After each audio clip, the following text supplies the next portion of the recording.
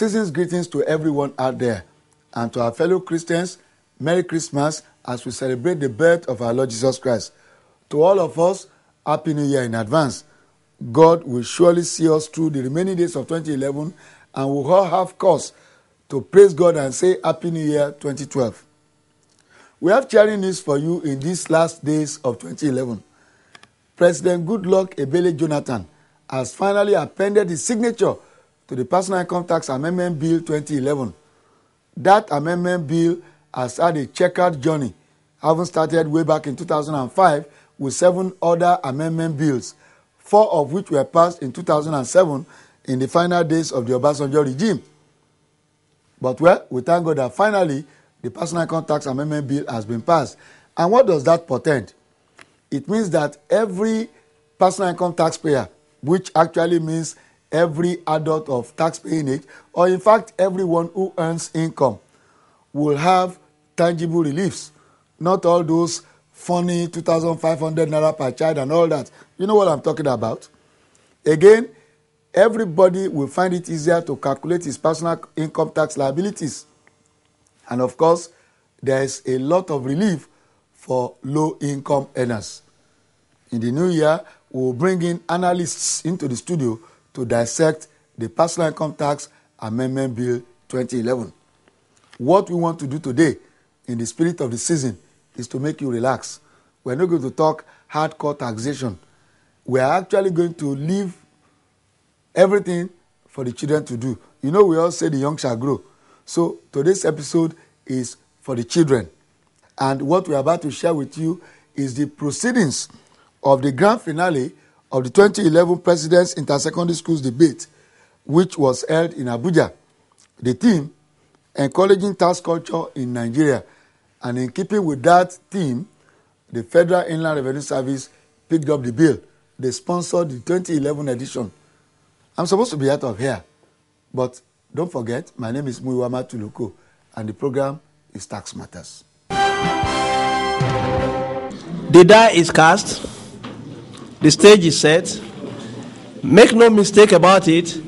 It promises to be a wonderful time tomorrow, as Delta State faces Kaduna State in the first semi-final match, while Ebonyi and Gombe State will be locking horns simultaneously to determine the two great teams that will be battling for the coveted Mr. President trophy in this year's FIRS-sponsored President Inter-Secondary School Debate Championship in Nigeria. I wish the 4 teams the best of luck. With those few words, the Chief Judge of the 2011 edition of the President's Inter-Secondary School Debate brought the tension-soaked preliminaries, which went far into the night of Wednesday, the 14th of December, to a close. Very early the next day, Thursday, the 15th of December, participants, that is the debaters, the students, their coaches, their teachers, judges, and bystanders like us gathered together very early for the semi-finals, which took place simultaneously. And by midday, the final, the very final, took place at the Cyprian Ekwensi Cultural Center in Area 10, Gariki, Abuja. What we are going to show to you today is one of the 2 semi-finals. Welcome to the grand finale of the 2011 Presidents in the Secondary School Debates, and I'll be the moderator for this session. The debate is between Delta State and Kaduna State. We would now like to call on the Chief Speaker from the proposing side, Delta State. Standing before you here today is a salient student of Delta State and a dignified representative of the South-South Zone, by name, Master Opala Freeman. And I'm here to propose the motion which states, political instability is the major factor driving away foreign investors rather than the high rates of taxation in our country, Nigeria. My teammates and I are going to argue and stand on the following points. 1, investors are not even sure that their investments are safe.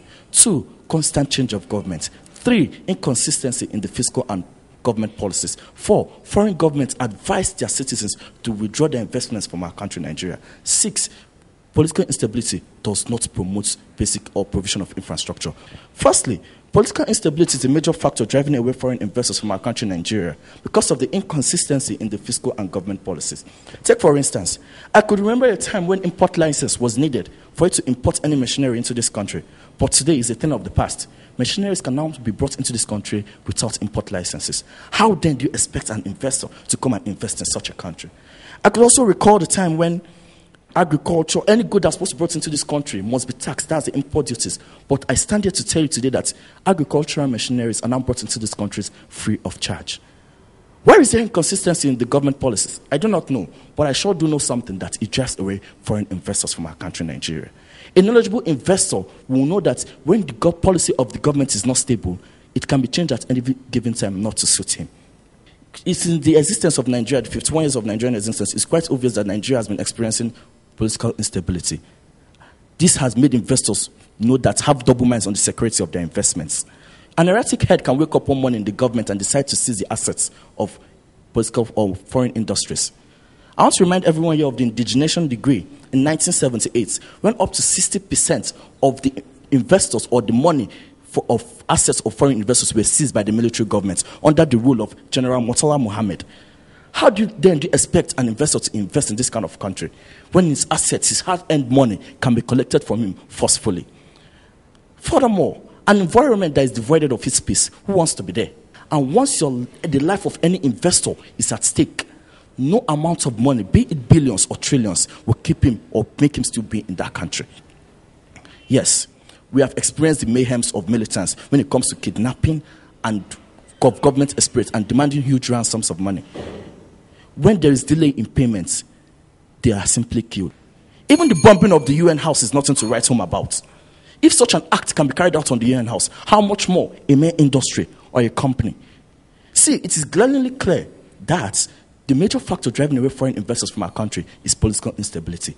Why are my co-debaters here grumbling that political instability is the major factor driving away foreign investors? I'm happy that political instability is the major factor driving away foreign investors, because now that we know the major problem driving away foreign investors, we can put our heads together and find a solution to it. On this note, I rest my case. Thank you very much. We would now like to call on the Chief Speaker from Kaduna State. Standing here before you is Judith Israel Shoaibu, a representative and a true ambassador of Kaduna State, standing here strongly to oppose the motion which states that the political instability is a major factor, or is the major factor driving away foreign investors rather than taxation in Nigeria. Now to my first point, profit maximization. Where are these foreign investors in Nigeria? What we must understand is that they are not here simply because they want to come to Nigeria. They are here to invest, but not just to invest, but for profit maximization. You realize that about 90% of their income is being taxed. Therefore, what is the profit they are maximizing there? Now, they have no choice but to leave the country as a result of this high rate of tax on their income. A prominent example, distinguished ladies and gentlemen, is the cases of the Niger Delta militants. Quite sure it is a case of political instability. But what we on the opposition side of this debate believe is that political instability, yes, is the case of the Niger Delta militants. But one thing we must also realize is that, Mr. Freeman, there's something. Now, there are white men that come into this country not because of investments, really. They come in that name, but you realize that they explore the oil in the south. I believe you're from there. Now, as a result of this oil exploration, that is why most of these militants do this for the favor of the country. They do this to defend their country, and that is why you hear cases of kidnap of those people. Have you ever heard of it being rampant that they kill these people? Not at all. But also, distinguished ladies and gentlemen, you realize that in Nigeria today, we have cases whereby this political aspect of the country is stable. Come to think of it, in the time of General Olusegun Obasanjo, he ruled this country for 8 consecutive years, onto which after him, late President Umaru Yar'Adua came into power. Now he established a 7-point agenda, onto which President Goodluck Ebele Jonathan, being his former assistant, now the President of the Federal Republic of Nigeria, is still working on that same 7-point agenda. That is to say, one party has been ruling this country for 12 consecutive years. Now that is to say that the political aspect of the country has been stable or constant in that same party. But has that kept foreign investors in this country, or has that called for foreign investors in this country?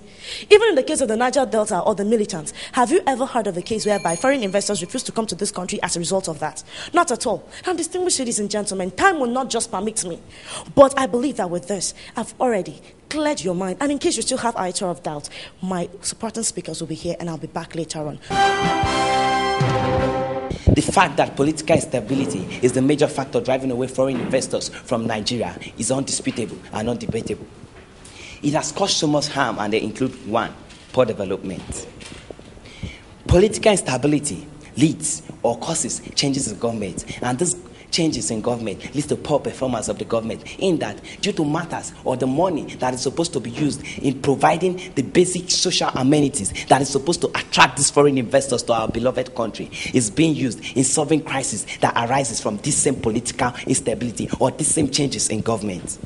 Between the years of 1974 and 1983, Nigeria has experienced numerous, and when I say numerous, several political instabilities such as coup d'etat, civil war, and so many. And this, I repeat, this has impeded the rate of development in Nigeria. President Goodluck Jonathan, a man of goodwill, yes, this goodwill he has also been impeded by this ugly monster called political instability. Secondly, labor supply, low labor supply.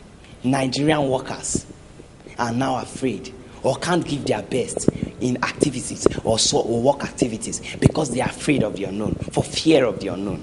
Tell me, which Nigerian worker would give his life up saying he's going to work in a place that is dangerous to him, physically, mentally, and otherwise?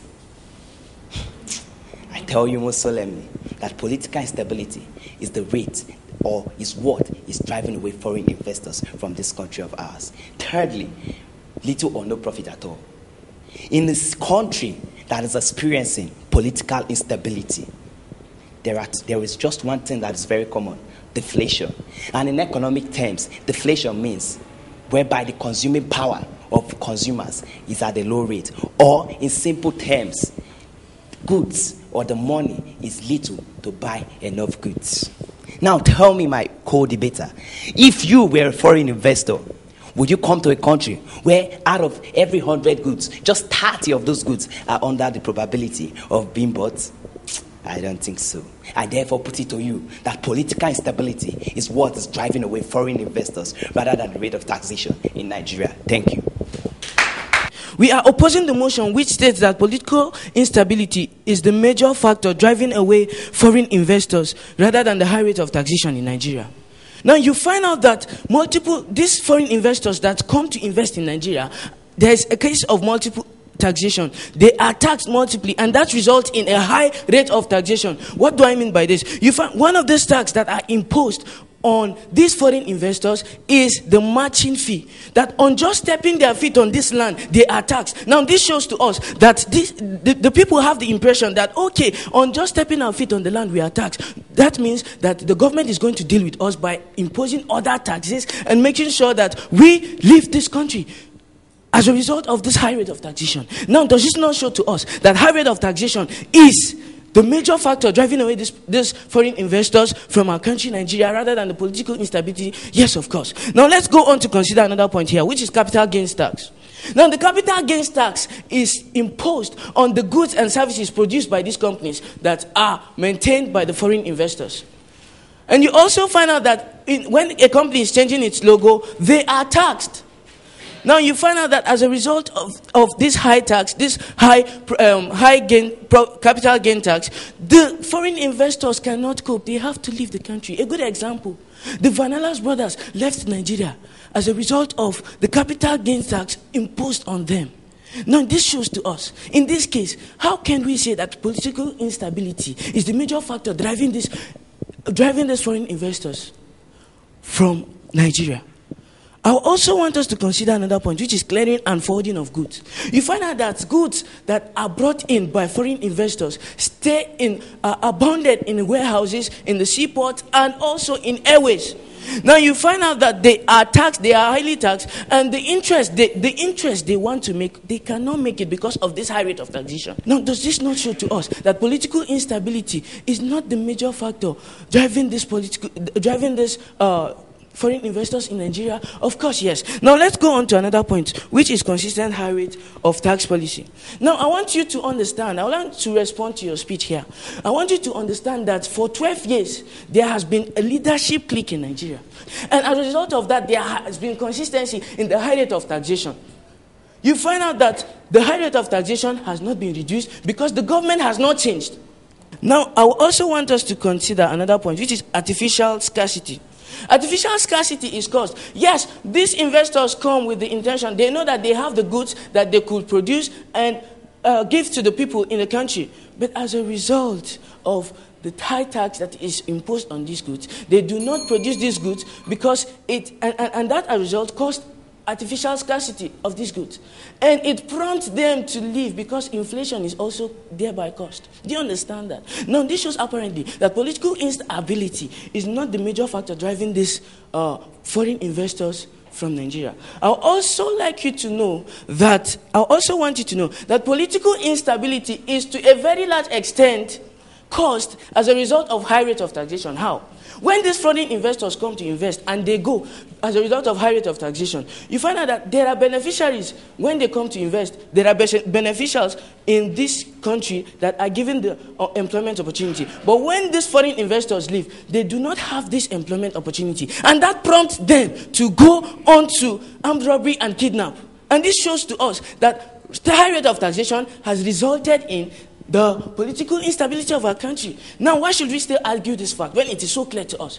Consider countries like Iraq. Iraq is the most terrorist country in the world. But Iraq has been developed than Nigeria because there is security. They are known for their political instability, quite all right. But you find out that Nigeria cannot be compared to the development of Iraq. You do understand that? And this shows to us that political instability is not in any way the major factor driving these foreign investors in Nigeria. Do these foreign investors you've been ranting about not pay taxations in their own countries? Do they not know the essence of paying taxes? I see no reason why my co-debater should step here and say that taxation is the major factor driving away foreign investors from our country rather than political instability. My co-debaters here have been complaining about multiple taxation. I even heard the first speaker from the co-debating, from the opposition team, say that 90% of the foreign investors' revenue is being taxed. But this is totally false, because from all calculations, you see that it is not even up to 50% of what they pay in their own countries. Yes, we also heard my co-debaters make mention of the fact that the Vanillas company left Nigeria as a result of increase in tax. I want to put it to you that this same company you mentioned left Nigeria as a result of civil war. And this was as a result of political instability. My co-debaters made mention of Niger Delta militants being a cause of political instability in the country. I want to thank them for supporting us because it leads me to my next point. The security level in Nigeria is nothing to write home about. In recent times, we've heard of a Muslim terrorist sect, Boko Haram, which made their first international target, X, on the UN building in Nigeria. We also heard of the uprising in Plateau State and the threatening of the University of Benin and the Third Mainland Bridge in Lagos, which were to receive series of bombardments from this same sect. Why then must my co-debaters step out here and turn a blind eye to the major problem, which is political instability, by saying that taxation is the major factor driving away foreign investors? We also saw the case of how political instability affects the profitability of the companies. As a result of riots and chaos in the country, disorderliness has become the order of the day. And as such, goods tend to be scarce. Why? because no one is willing to come out and risk their life just to purchase or sell goods which could be easily produced in their country at any time. And as such, the goods of these foreign investors tend to be wasted or unsold, thereby affecting their productivity rate and reducing the profits which they make in the country, which leaves them with no other option than to go back to their home countries. Let me ask you again, my co-debater, if you were to be such an investor, would you remain in a country where you make little or no profits? Would you remain in a country where your facilities would be damaged all as a result of political instability? I do not think so, unless you wish to be running at a loss. I implore you, my co-debaters, to be honest and concur with the fact that political instability is the major factor responsible for driving away foreign investors from our country, not taxation. On this note, I would like to rest my case. Thank you. I would like to respond to some points made by my opponent. Mr. Arinze, in the course of his debate, he said, will you remain in a country where only 30% of your goods are under the probability of being bought? But I would like to ask you, would you remain in a country where most of the profit you are making are highly taxed? You are not longer making this profit. You are in this country because you want to make more profit. Now, the third speaker also said that, will you remain in a country where you are not making profit? Of course, I want to remain in a country where I'm not making profit because I'm highly taxed. Now, I'd like to support my first and second speaker, the following points of mine. First of all, in Nigeria, there is no tax generosity. Secondly, there is no tax holiday. Thirdly, there is no free trade in the country. And last but not least, I'm talking about patronage. Now, there is no tax generosity in this country, in the sense that when these foreign investors are coming into this country, they are going to be taxed a certain amount, maybe as a result, let's say 1 million naira. Now the government of this country, realizing that they lack some infrastructure, will decide to reduce this amount to maybe 600,000 naira. And these foreign investors will be happy to invest in this country because they can make profit. But in Nigeria, there is no tax generosity. Therefore, it is also driving these foreign investors away, which is in no way a political instability. Secondly, there is no tax holiday in Nigeria. Now in Nigeria, we are not giving these tax holidays to these foreign investors in order to encourage them to invest. Why should they invest in this country? Now thirdly, there is no free trade in Nigeria. That means the government of Nigeria is not allowing these people to join or form association, e.g. the Market Women Association. Why? Because the government is thinking that these people want to rebel against the government because high rate of tax has been imposed on their goods and services. Now, there are foreign companies producing shoes. Now these shoes, you find out that the price of their shoes in the market is higher than the price of shoes we are producing in this country. Why? Because high rate of tax has been imposed on their profit. Now these foreign investors will like to make profit, thereby increasing the price of their goods and services in the market. And then the people will think that these people are only increasing the price of their goods and services unnecessarily. And with this point of mind, I hope I have finally succeeded in convincing you, not to confuse you, that political instability is not the major factor driving away foreign investors, but high rate of taxation in the country. Thank you. We would now like to call on the first speaker from Delta State, the proposing team, to round up. You know, it's quite obvious to us now that my co-debater here doesn't watch the news, because she got up here to say that we have not witnessed cases of white people being killed in Nigeria. We all know that's not true. How can my co-debater here say that foreign investors come to exploit our oil? That's why militants do what they do. The bombing of the UN house, were they protecting us? They killed innocent citizens. How, therefore, can my co-debaters here come and assert against the motion? Now, in a debate like this, it is very important that we pay attention to what our co-debaters say and to what we say. First, I would like to address the third speaker from the proposition side. Now, you said that I said 90% of their income is being taxed. But what I am telling you is that, first of all, I made mention of the Sand-Shan-D, right? The Green Sand-Shan-D company. And I said about 90% of their income was being taxed as at then. Do you understand? And besides, everybody knows the percentage that's being taxed on VAT, personal income, and whatsoever. And left to you, Mr. Freeman, or whatever. Now, what I said is that most cases, not all cases, quite sure there are cases whereby these foreign investors are being killed. But what I said was that in most cases, you realize that these white men don't come for the sake of just investment, but they come to explore the oil in Niger Delta. You are in the South, thank God. It's just that you don't want to accept this fact. But we can't just dispute that fact.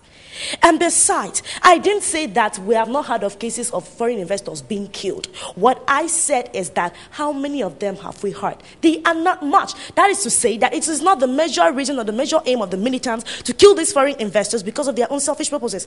Of course, we have heard of bomb blast. We have heard of so many things. We are not saying that there's no political instability in Nigeria, but what we are saying is that it is not the major factor driving away foreign investors, but rather the high rate of taxation in Nigeria. For God's sake, talking about corruption, distinguished ladies and gentlemen, in the system of taxation, we have these touts and quacks in that system. And these people, when they even collect this tax, they don't even remit it to the government. And besides, they even go to the extent of assaulting these foreign investors, all in the name of taxation. And that, distinguished ladies and gentlemen, has driven away foreign investors from our country. At the end of it all, for that semi-final A, Delta State was adjudged the winner over Kaduna, and so Delta State moved on to play in the final, which held that very day in the Cyprian Ekwensi Cultural Center in Gariki, Abuja. The second semi-final will come to you in the next episode of the program. Once again, season greetings and all the best during the holidays.